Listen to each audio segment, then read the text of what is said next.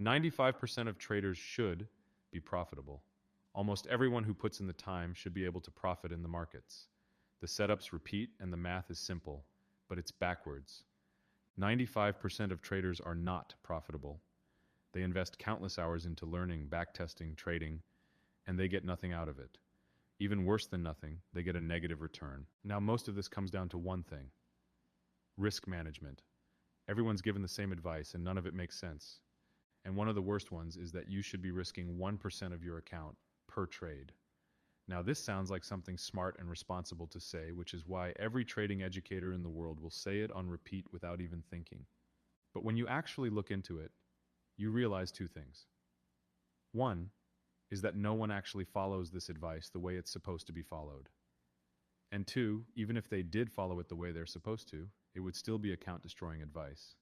This is the trap 95% of traders fall into. It's no surprise that following the most common advice gets you the most common result, with the most common result being failure. But profitable traders have broken out of this trap. They don't just blindly follow advice, they actually look at their position logically and structure their risk in a way that gives them an unreachable advantage over everyone else. So in this video, I'm going to give you that exact framework, the same one I use to grow and scale exponentially without needing to worry about blowing up. And just a quick disclaimer before we start, this isn't financial advice. I'm just showing you what works for me. If you decide to use it, trade at your own risk and size properly.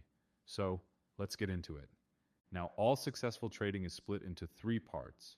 You have the edge, which is the strategy you use to profit from the market. Then you have psychology, which is your emotions, thoughts, and decisions while trading that strategy. Then finally, you have risk management. This is about how well you manage your capital while trading your strategy. They're all connected to each other, and you need all three on point to be profitable. But the issue is, everyone focuses on either just the edge or edge and psychology. And they completely neglect risk management or just give it basic rules like the 1% rule without putting much thought into it. But this is a critical mistake. Risk management is the lever that determines how profitable you are. If you don't have a good risk management system in place, then every trade you take is suppressed.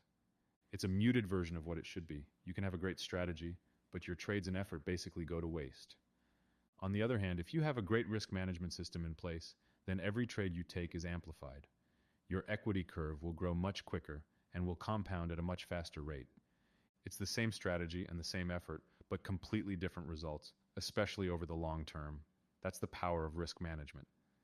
So let's break down how to build a great risk management system. And by the way, if you're stuck in the cycle of finding a strategy, trading it for a few weeks, then watching Tilt tear it apart, I made something that'll transform your trading, the Tilt-Proof Trader Guide.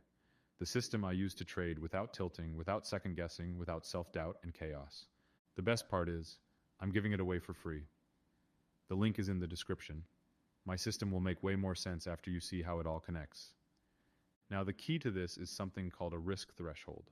This is a tool that we'll use to actually determine how to manage our risk in a way that protects us while we're growing exponentially. And the idea behind the risk threshold is simple. It's simply the Goldilocks zone between risking too little and therefore growing at a slow pace, or risking too much and blowing up easily. It's the point where we don't run a high risk of blowing up, but also risk enough per trade to grow quickly for our account size. Because you often get these blanket statements that don't have any thought or logic behind them. Things like risking 1% per trade, or always aiming for at least a 2-to-1 risk reward, or setting daily targets. But let's actually strip that down and see what it looks like. So let's say we have a $10,000 account. If we risk 1% per trade, that would mean risking $100 per trade, right? And of course, the risk is percentage based, so that number would change as the account grows or shrinks. If it drops to $9,000, then we would only risk $90 per trade. If it goes up to $11,000, then we'd be risking $110 per trade. Now let's evaluate our risk threshold with this level of risk. We need to ask ourselves, how many losing trades in a row would it take for us to blow up? This is the worst case scenario where every trade we take happens to be a loss.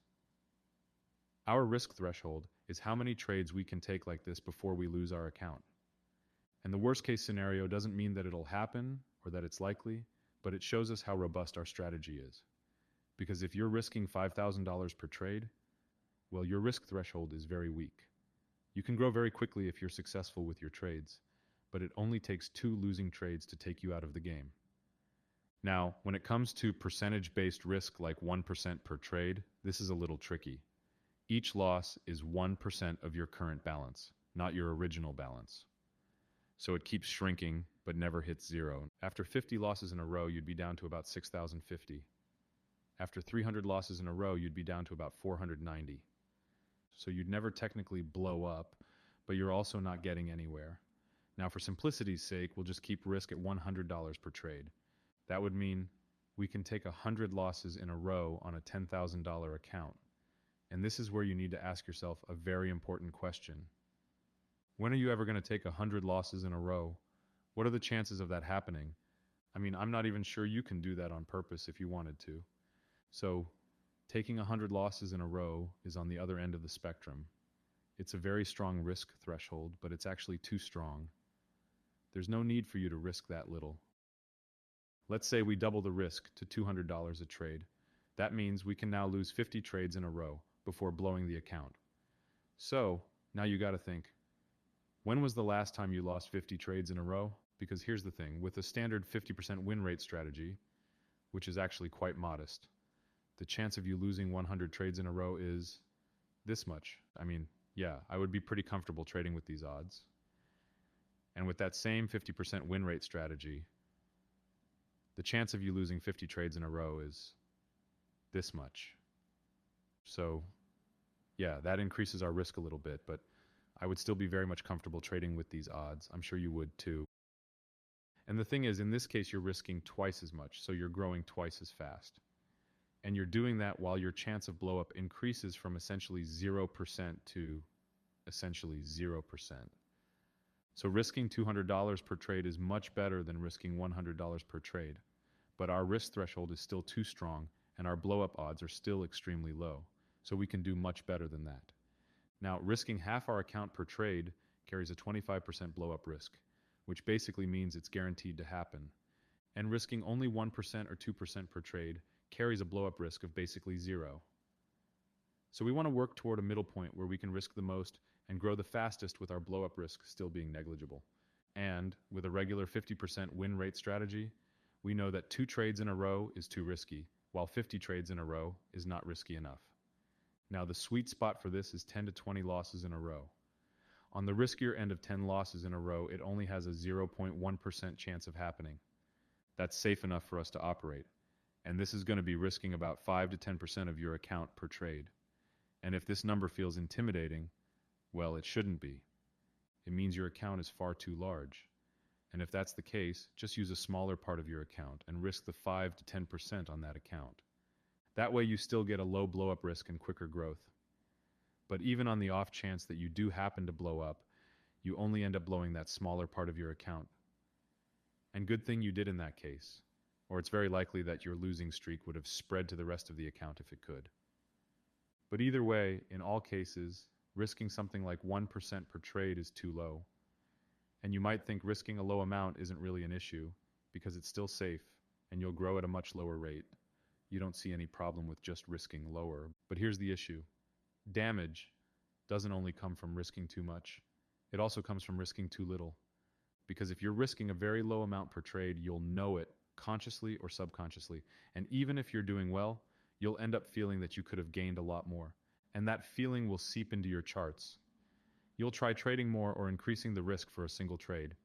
You'll be quick to break your own rules because you feel trapped and unsatisfied. And that's the problem. You become anxious and inconsistent. And the number one thing you need to succeed in trading is consistency.